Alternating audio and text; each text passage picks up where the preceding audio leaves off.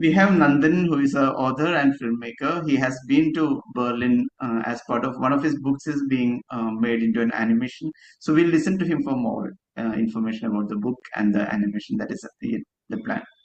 Welcome, Nandan.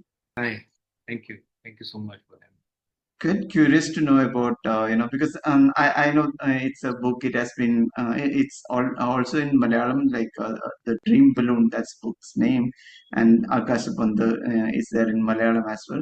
So and you're planning the animation in English. That's what I came to know. There is this association with NFDC. You are representing NFDC and been to Berlin to attend the film market. So. How was that process? And maybe we'll start with that. How was that process? me. Yeah, it's a long journey. So I wrote this book in Malayalam and English. This is a copy of the Malayalam version. This is Akashappanthu. This is published by Mankind Literature. And this is the English version of it, The Dream Balloon. So I wrote this book and I wrote the script and I'm going to direct the animation film. So there was this summit called Waves Summit, the World Audio Visual Entertainment Summit in Mumbai, which happened in 2025 May. So there was an animation filmmakers competition, and this project was a finalist there. So then, because I was selected there, so that's how this official delegation happened. So NFTC has an official delegation, so they selected a few projects to go to the Berlin Film Festival, the European film market. So this project was also part of it. So I was able to go to Berlin and present this project over there. So right now this project is in the developing stage because I'm not an animator, but I'm a director and writer. So I've completed the script and almost we're ready to go into the pre-production. So we're looking for more collaborations and everything, and hopefully we'll get more collaborations internationally. So that's what we are hoping to because there's a story about dreams and uh, to make it short, it's a in the story happens in ancient India, and suddenly the dreams vanish in a small country somewhere in the southern part of the country. So the dreams just vanish. Nobody can dream. So because of that, the happiness index goes down. So that becomes a problem. So then the king decides to do something about it, and then they figure out do some astrological predictions and all that. And then they find out that all the dreams have been taken away by a giant. So somebody will have to go there and get there, and not just somebody, the prince will have to go and get the dreams back. But unfortunately, the king doesn't have any children. So then we have the hero, who's a 10-year-old boy. It's a film that is very rooted in our country. At the same time, it's universal in its tone.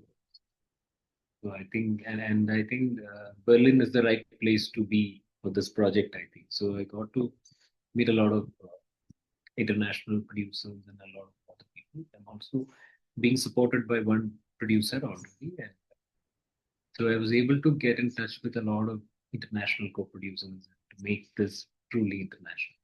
That's what's happening. Great to know about the whole process and very interesting. So this is a full-length feature film, animated feature film.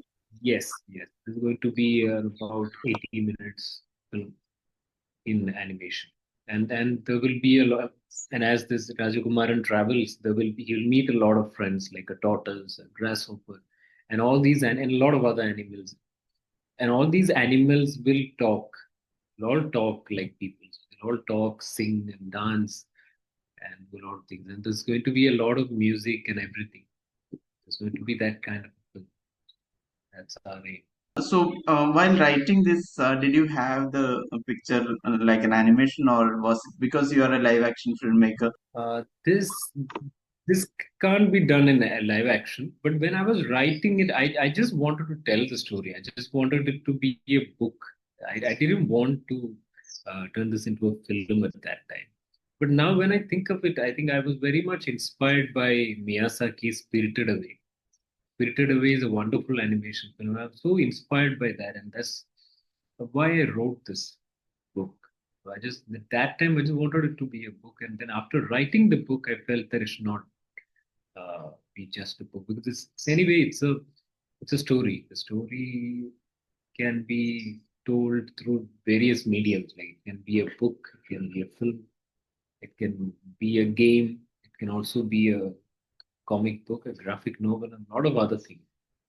So it's just the story is taking me forward. I'm not taking the story ahead. The story is taking me ahead. It's taking me to animation. I'm not taking the story to animation. It's interesting. It's all destiny. Certain things are meant to happen. Sounds like quite an organic process. Yeah. So, like Miyazaki-san's, will that be a 2D? That is the way you are approaching it. The feel of the film will be like that, like Spirited Away and Kiki's Delivery Service, something like that. But mostly the film will be in 3D. That's what I'm planning to do, like a Luca kind of a film. I think we can do better in 3D because mostly you see all the theatrical release films are in 3D, like Zootopia and all these other films are in 3D. And also, I particularly like this film called Luca. It's a Disney plus Pixar film. That's also directed by yeah, about the Vespa bike, and that's also directed by an Italian director.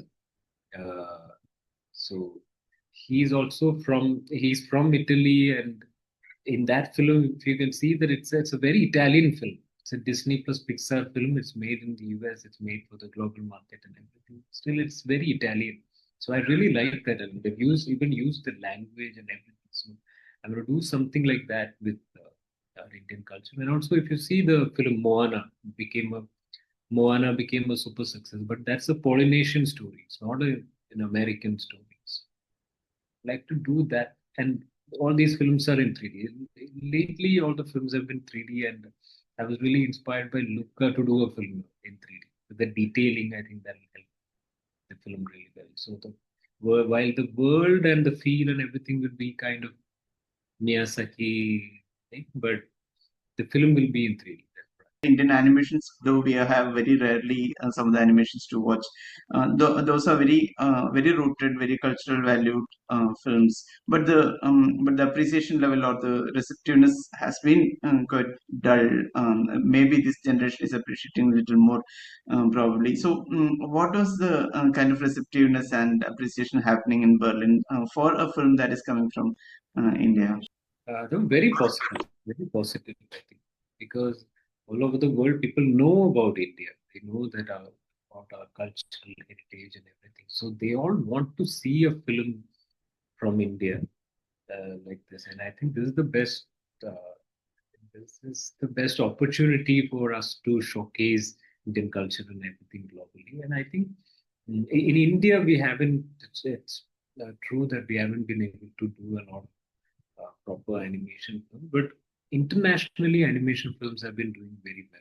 Especially last year, with all these films like Zootopia 2 came, Moana, and all these films, they did really well. And then the Spider-Man film and a lot of other anime, they're all doing really well internationally. So internationally, there's a lot of interest in animation. I think it's more about being able to break the barrier of reality in animation. There's a lot of scope for that. And reality without imagination is just half of reality. That's what Noel said. So this offers a lot of opportunity. Animation doesn't have any limitation. And I think people love that. They love to go to the theater and see something like that, like a Zootopia, for instance. You won't get that in a live action film. It can be different, it can be beautiful in a different way, but this is completely different. So I think we can also do it. We should also do it in India, I believe. But then there are a lot of other hurdles for making it because in India, animation films don't do that well theatrically. So we have to do a lot of. That's why we are doing a lot of collaborations and everything, and also we are making it as an international project, which will also work in India. That's our aim. So when it materializes, will that be a NFDC plus an international co-production? Plus, you may have a producer from India. Is that how? Yes, yes. So we may have somebody from some studio from India, and then NFDC will be supporting the project in all other aspects. I don't know if we'll support the film as a producer. I don't know that. But NFDC will support the NFDC and the Waves Film Bazaar will be supporting the film in everything else regarding film. And then we will have one or more producers from international. Uh, Internationally, maybe from some country. I don't know. Mostly we are looking for European countries like France or Germany, and then probably from US will be outside. For live action filmmaking, especially in the current era, you don't need a specific institutional degree to execute a film or to visualize or execute, basically the directorial part. But you have that vision, those things are there. But for animation, it's more technical in terms of you have to do everything. That is what I've heard from some of the animators, like the how the lighting is to be done, how the cinematography needs to be done, how the movement pace, everything in terms of technical side of a storytelling. So, how are you evolving yourself, or how are you, learning for that to become a director? It's very interesting. It's very interesting and exciting at the same time because you have to do because you don't have anything in front of you. It's like working on writing the script. So you don't have anything. It's like you have the blank page and you have to create it. In live action or documentary, it's completely different. The documentary, you're capturing the real thing. So here you have to completely create everything, the lighting, the characters, and everything. But still, I think it's interesting. And I'm also planning to do a short course also to just understand the pipeline and everything so that when I'm working with a studio, I'll be more accustomed to their ways of working. So I'll be doing that. That's it. And I'm learning a lot. I've and any films like documentaries or even advertising films. I worked in advertising films like as a director's assistant and everything in feature film. But mostly I learned by watching films, even documentary. I never worked on a documentary. I've never I've seen the shooting of a documentary. That's it. I've never worked on a documentary. So I just learned by watching films, by a lot of great filmmakers. So I think that's the great uh, learning we can do. And I like to be a perpetual student. And making films is the best way to learn about it. So after a certain point, you have to start making films. Then only you'll be able to learn even more. So I think this project is helping me learn a lot about animation and a lot of other things. And these experience will definitely help me when I'm making the live action films. So help, but differently. And especially in live action film, the most important part of filmmaking is working with actors. Here we don't have actors. So that is going to be interesting, exciting, challenging, but at the same time, there are so many possibilities in that. So I'm looking forward to it. So when you say that, I was also thinking about the kind of emotions and which to some extent we could rely on the actors' experience and from what they could follow the Stanislavski or whatever methods they follow. The thing is that kind of emotions and we could rely on some of their acting methods. Here you have to create those things. That is one, and some of the complexities of things which probably that is an advantage as well, like a live in the live action probably it will be very difficult to get it executed, but in the in an animation maybe it will be as long as you can visualize something, it would be you can materialize the same way you have visualized. So both are there. So when you think about this animation and it's your own story, what all things excites you, like about creating those things from within, or there is no say like formal model to replicate or something. So it's something that that is a most satisfying thing, right, when you have to create something on your own and you are going to display that to the society, to the public. It's like imagining a film. Like even before writing something on paper, I spend a lot of time imagining things, imagining the film. So it's just that I have to imagine and then get it executed through a lot of people. So that is what filmmaking is. So you imagine something and then get it executed with the help of a lot of people, a lot of machines, and a lot of things. That's how you do. Even the script is something that will help you get to that vision. It's a blueprint that will help you get to that vision. But the actual thing that you're recreating is the film that runs in your mind. So it's like it's interesting, and at the same time, it's going to be difficult because it's not like somebody painting with a paintbrush, because you have to rely on so many other hands. So the paintbrush is in their hand. So you have to rely on a lot of people. So at the same time, we can rely on people. It's working with people is very interesting because everybody will have these emotional connect. And like when working in a live action film or documentary, we take a lot of inspiration from those people because they have experienced these emotions. They're real people. They've had a lot of experience. So they bring in a lot of it. Not exactly the kind of situations that we have shown in the film, but still they might have experienced something similar in some other way at some other time. So that becomes exciting when you're working with people. And also here in animation, we even though we don't work with actors, we have voice actors and everything, but still here we work with a lot of people, a lot more people than if you work in a live action film. So, but again, all these people come with a lot of experience. And I tell them about the scene. But for me, the story and the characters may mean something, but for them, it might mean something else. The character may mean something else. So then, that all those things will bring in. It's like it's collaborative, I would say, but not necessarily collaborative in a typical way because they are all collaborating towards this vision. So I will be able to use all of their experiences and everything, and then to create the vision that I had, the film that I imagined in my mind. So that's why even after writing the book and after writing the script, and even after directing the film, even while directing the film, I'll be explaining a lot because the things are not in the script or the book because it's still in the running in my mind. So maybe that's why I'm still working on it because I love the story so much. I love the characters so much, and I love talking about them a lot. That's why I think, and that's one of the reasons I decided to write the script myself and direct it myself, so that the creative vision will be there, will remain intact, and it won't stray away from where I want it to go. So I'm really excited about it, and a lot of people will bring in a lot of possible, a lot like for example, for music, what they are going to bring in will come from their experience, not necessarily from my experience. So they will all understand it.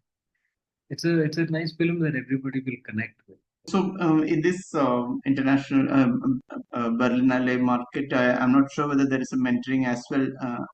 Is that available, like for the creation of this as part of the finding the co-production thing? Is there any mentoring session available? And in if in that case, will that affect the creative liberty or the freedom of doing something on your own?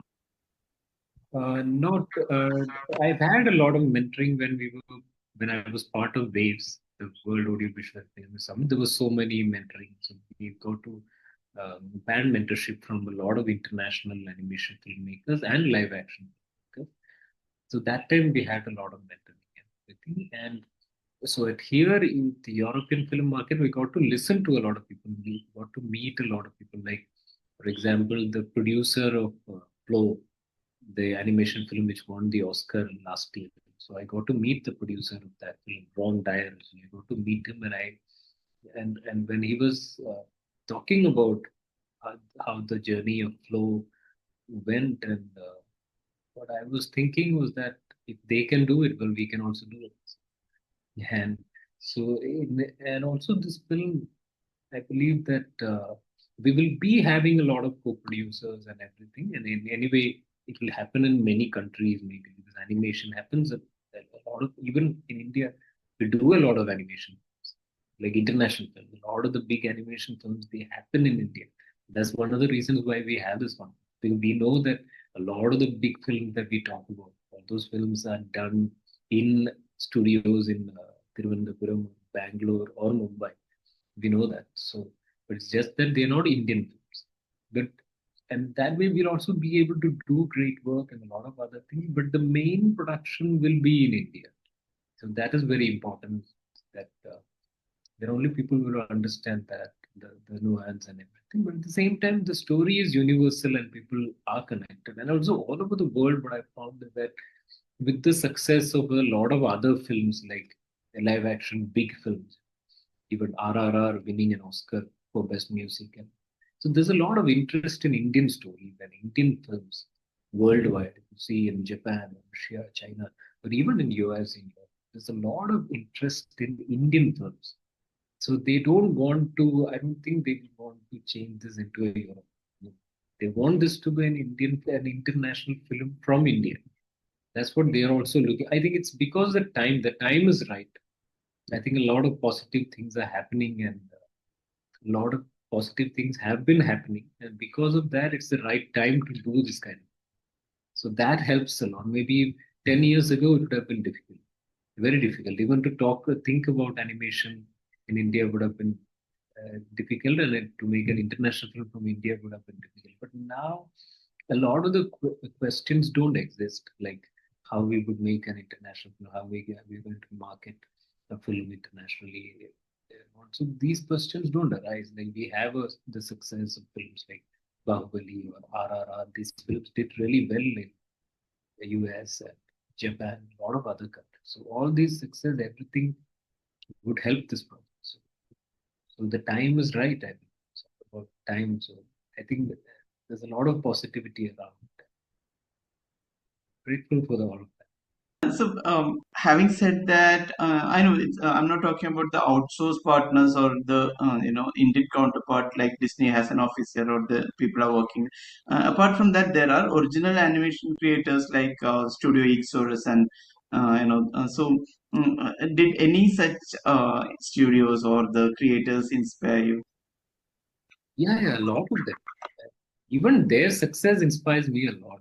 All of their studios, they've been doing great work, and they're also doing work that is very much rooted in India, in our country, and also taking it internationally. All this country, we have a lot of success stories in India itself, and we have great animators in the country. All the studios, the nationally Studio Exodus, or Vipo Studios, or Toons, or even Assemblage, Greengold, all these companies have been doing some really amazing work, and that's really inspiring. All the success stories have been amazing, and they are all very positive about the success. And I'm able to do this at this point because they have all been doing this for like last 20 years. So for them, it was not very easy. All the animators that we talk about, it was not very easy for them to do an Indian animation, to do animation in India. That time it was not easy. So they have done a lot of work. They have done a lot of hard work. So now I'm able to do this, at least think about this because of all of their work. And I'm grateful to them and for all of that. Otherwise, I wouldn't have been able to do this. While we say that, and while we also talk about the present situation where all their contributions would have helped, and we are in a better condition as of now, but there is this challenge of AI taking over, and it's even taking over the identity of a creator. So, how do you look at it? AI, I think I will adopt AI. If it helps me reduce my time and reduce the budget, I will definitely adopt it. I think it's just like using any other technology. But the creativity, anyway, it comes from experience because AI doesn't experience anything. It comes from our experience. Also, we like to imagine things and we like to uh, think about films. We like to write and everything. So I don't want AI to do that because I love doing that. Like AI can do some boring job. If there's a boring job that I don't like to do, but I have to get it done, I'll happily hand it over to AI. But the rest of the things I don't think. And I think like the reducing the cost of the film, if AI can help do that, that'll be very helpful without affecting the quality of the film. And definitely we should adapt because the budget is a concern. That is why we don't make a lot of animation films in India. Because all the films that we talk about, Zootopia or Moana, the budgets of those films are 200 crores or 300 crores. That is why we don't make, and we don't understand that why would we spend that kind of money on an animation film. We don't understand. That's one of the reasons why we are not able to make animation films. Why Disney keeps making. We have to reduce the budget and reduce the time of making because it takes 3 to 4 years of making. Here, the usually the normal producers they don't understand um, this because it takes a lot of time. It takes a lot of it takes a lot of money, and then it doesn't work. The success rate is very low for an animation. So the norm producers don't understand this. So we have to reduce the budget and reduce the time for that. And if AI can help it, and definitely adopt it. Like how we have adopted all the other technologies. Also adopt AI. I'm not scared of AI. I'll use it for good, and I'm also not insecure. I know that AI can't replace me for anyone, but yes, I'm very happy to adopt it for good. I'm so happy to listen to this response, as in, especially when you say that whatever boring thing maybe let AI do, but I'll enjoy the things that I enjoy working on. So that's when I'm reducing the budget. So in short, or are you able to give a tentative figure as in how much you are expecting as budget? Budget not currently. We're still working in talks with the studio. They have to tell me the budget. So we are still figuring that out. And also in even I was finding out that in Berlin they are not like they're not keeping this out of the conversation. They are actively discussing AI. Animation is also there, documentary. They're also discussing documentary. There's also discussion about games and AI and everything. So AI people all around the world have understood that we can't avoid AI. It will come. So if we uh, stay out of the AI revolution, so we will be left behind. So I think everywhere people have understood. Even in India, we've understood that we are we will be leading the AI revolution. I think we will be able to do it in Bangalore. We never know. We might do something in Bangalore. So these things can happen, and I think uh, with AI, we are able to reduce the cost and everything. Not just me. It will help a lot of people because the cost of the filmmaking process and everything is gone becomes too high. So it's then when filmmaking becomes as inexpensive as writing with pen on paper. You can be more creative because filmmaking, the problem is filmmaking, it's art. It's art, but it's a very expensive art. It's the most expensive art. So that is a problem. It's not like writing a book or anything. So if AI can help me reduce the cost and everything, and then it'll help everybody, all the studios and everybody. So that's what I'm looking forward to. And internationally, also everybody's adopting it. Even at the International Film Festival of Goa, there was an AI filmmaking competition, and they screened some of the films also. So um, we are incorporating that into the main festival system, and in a few years, it will be part of our. And already, it's part of our industry in VFX and everything. And anyway, cinema is not real. It's the most beautiful fraud in the world. That's what Godard said. So AI also is not. It's anyway. It's not about being artificial and real. Cinema itself is artificial. It's not real. So it's supposed to be like that.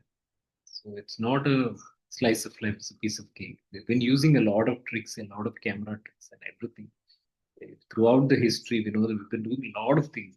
We've been building sets. We've been doing a lot of other things. So AI will also can also use AI. Won't hurt. I think it's just part of the process. It's wonderful. As anyway, it is a make believe, and Yeah. you do whatever you have to do that. Yeah, interesting. So you whatever you have done, like I saw only this that short film breath, and so what are your other plans apart from a documentary? Apart from the animation, are there still short films or feature films in live action that is in your plan, or any books that are coming up? Now I've been working on a book. It's a Malayalam book again. So I will translate it later into English. So that is called Click. It's a crime thriller. It's set in Kerala, and it's also connected to contemporary politics and everything, and it's also connected to the history. It's also connected to Sanjay Gandhi's death. So it reveals the truth about Sanjay Gandhi's death. So it's that, but it's a fictional narrative. So it's called Click. So the cover was released in December 14th. In December, so on December 14th, the 80th birth anniversary of Sanjay Gandhi. So on that day, the cover was released, and the book will be in print very soon, hopefully this month. So that is my next project. Now I'm also planning a lot of other things, but right now this book is what I'm for. Click. And I like to, I don't like to repeat myself. I like to do different kind of things. Like this is an animation, but at the same time as a book, it's a children's book. But Click is a completely different thing. It's a crime thriller. It's definitely not for children. It's also about politics. So I like to do different kind of things. Even documentary is completely different. So I like to do different kind, and it has got a different protagonist in it. So I like to do different kind of things. And also when I was working in advertising when I got this idea of doing a documentary because I want to do something different. Because in advertising, the things are completely different. The lighting, the way people act, the people behave in front of the camera. The whole idea of advertising itself is different. From that, I want to do something different. That's why I did documentary. The documentary is what the opposite of advertising. So that I really enjoy doing that. So that is where I always want to do something different. Also something that is very much connected to. Uh, so I'm also working on a graphic novel. I'm working with, yeah. So I'm writing it, and I'm working with some artists from Shanti Niketan. So there are a new group of artists. So they're going to illustrate the book, and I'm going to write it. It's set in Bengal and Odisha. So I'm also working on that graphic novel. So that is also another medium that I'd like to explore. It's just story leading me to different mediums and everything. So I just enjoy it. It's a story that takes me ahead. I just enjoy the journey. Even this diversity is also quite inspiring. You have been a civil engineer, then advertising. I don't know which career started first, but then anyway, it's more associated with live action and animation and now, crime thriller. So that's quite inspiring the way the pics of your career and education has happened. So could you please hint on that career path or the way you have transitioned from one to the next? It just happened. I studied civil engineering in Kerala. So then I moved to Bangalore and I worked there as a civil engineer. But then even right from school, I used to watch a lot of films like Hitchcock films. I think that's where the crime thriller comes from. I used to watch. I saw Rear Window when I was in school, so I was so inspired by it. I've seen a lot of other kind of all these kind of films that I've seen. They come later in some other form. So that's how these kind of films happen.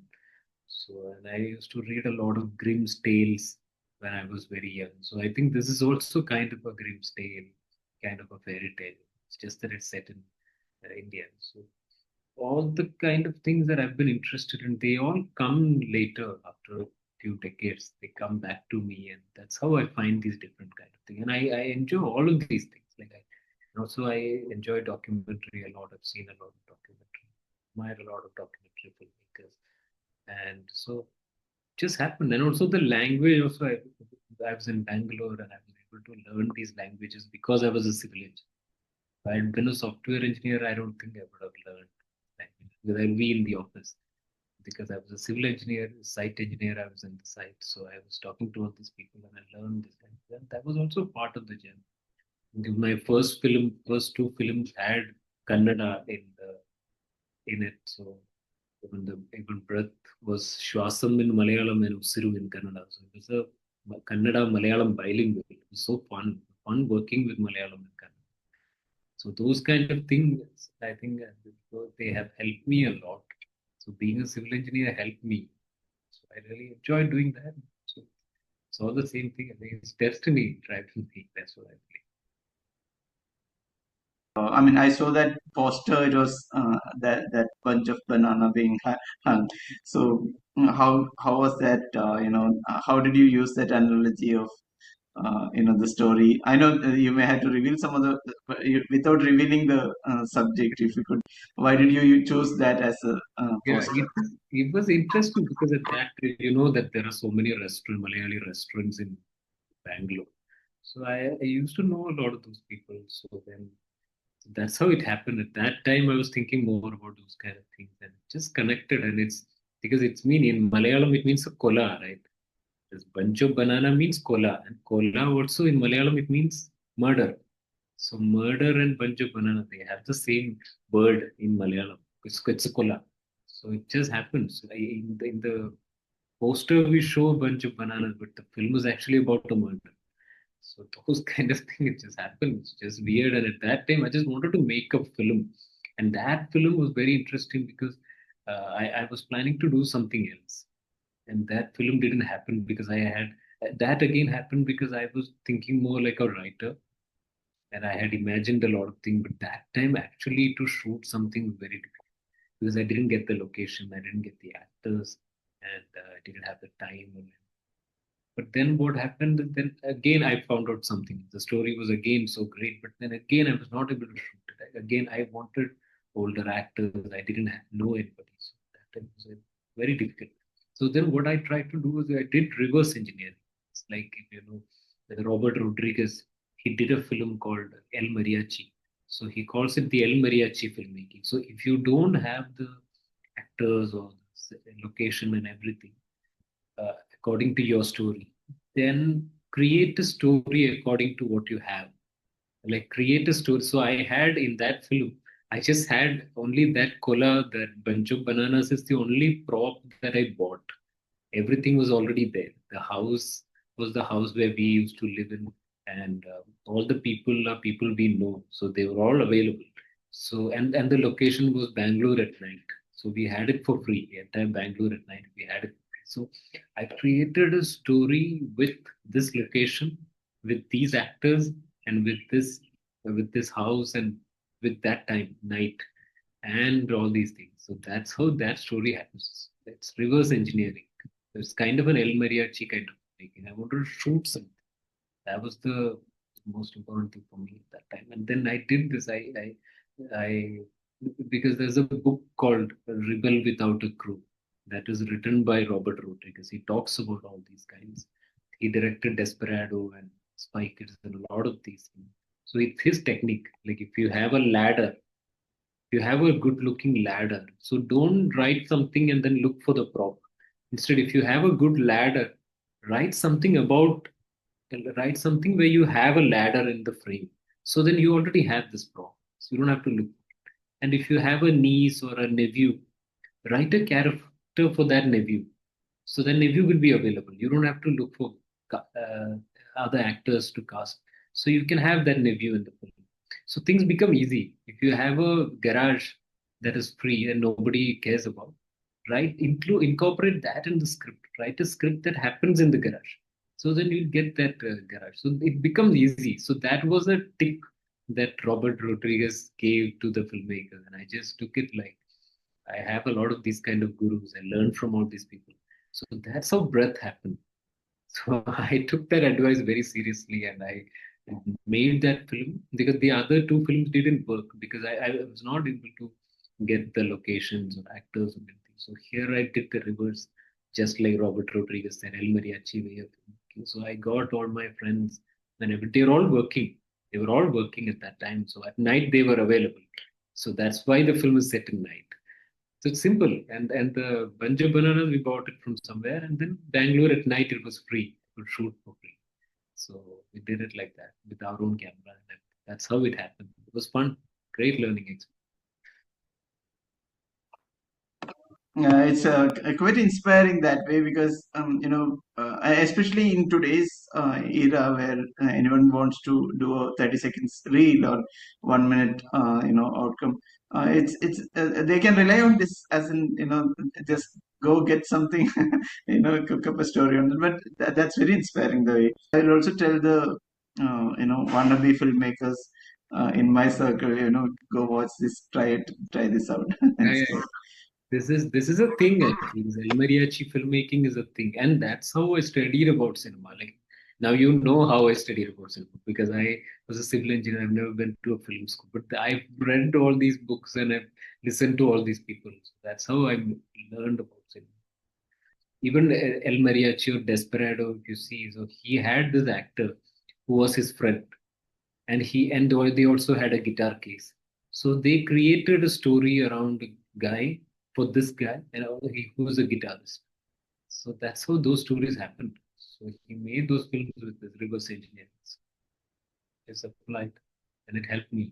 And also, it really helped me when I was making the documentary, because in documentary you don't have a lot. You have to work with what is real. But this experience really helped me while making the documentary because I was not too worried about the limitations of it. Always looking for possibilities. So it helped me really.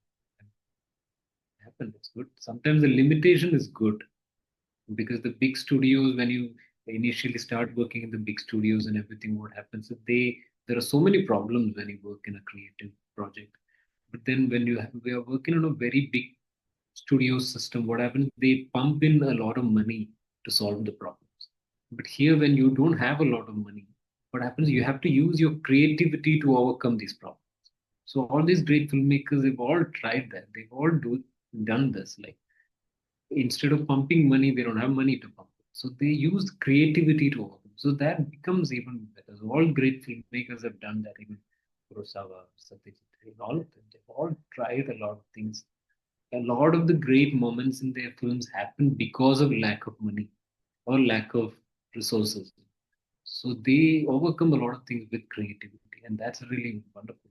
Really wonderful. Then you can focus on the on the story that you have to tell, or the way you are going to make it, rather than thinking about. Yeah, very interesting. So it was fun listening to you, and it's quite inspiring. So whoever is watching this and getting inspired and making a film or a shorts or even a reel, please give credits to Nandan for that idea of And So not for me, it's actually for Robert Rodriguez. yeah. Not my So idea. I got it from him. Thanks to him. yeah. So thank you so much. It was wonderful listening to you. Let the animation have and let that be a big hit, and let that bring a lot of accolades and awards to India, and let that be more inspiration to Nandan and to whoever is watching this. Thank you so much. Thank you so much. Let's find the stories that we need to hear and make the path ahead feel bright and clear. Every voice can spark a brand new flame. On Media Mathamgi, we share the game. Inspiring journeys start with just one thought. See all the wonder that connection brought. Come on.